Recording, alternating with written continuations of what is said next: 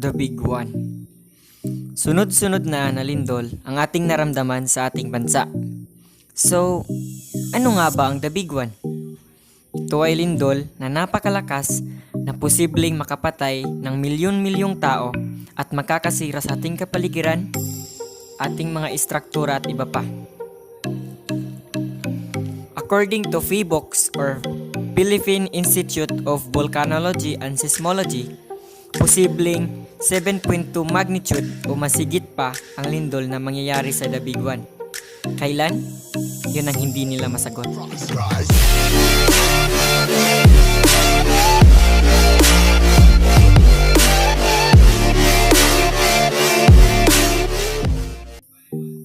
What's up guys? Andito naman tayo sa ating bagong video. Ang tatalakayin natin ngayon ay ang The Big One na posibleng tumama ngayong taon sa ating bansa.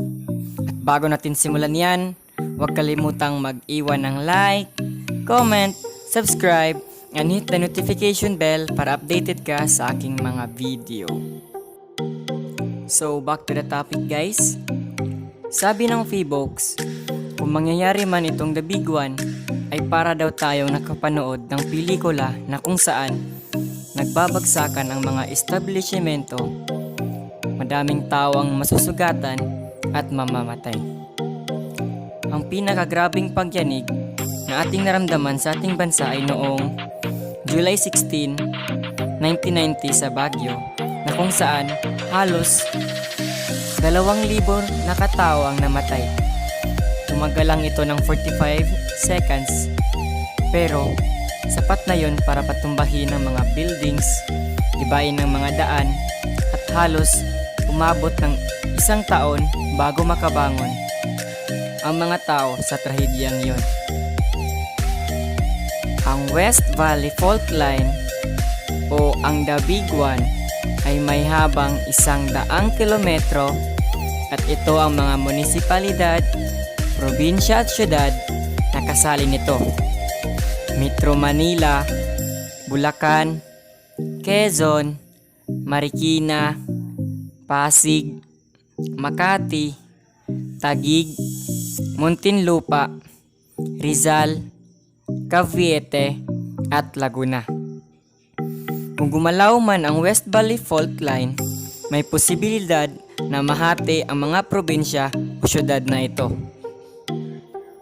Huling beses na gumalaw ang West Valley Fault ay noong 1658 at scientists estimated that every 400 years gumagalaw ang mga fault line na ito.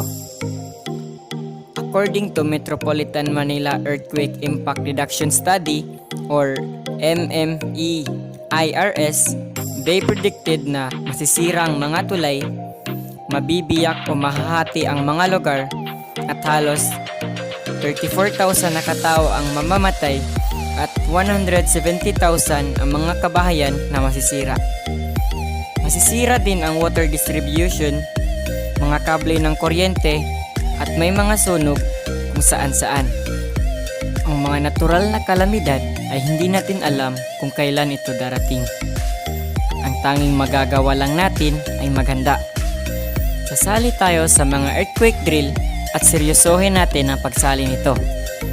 Gagawa din tayo ng disaster kit na tatagal ng 1 linggo. Sabi nga ng iba, lamang ang may alam. So, yun lang guys ang video na tungkol sa The Big One. Kung nagustuhan mo ang aking video, make sure to like, comment, subscribe, and share this video para madami ang makakalam.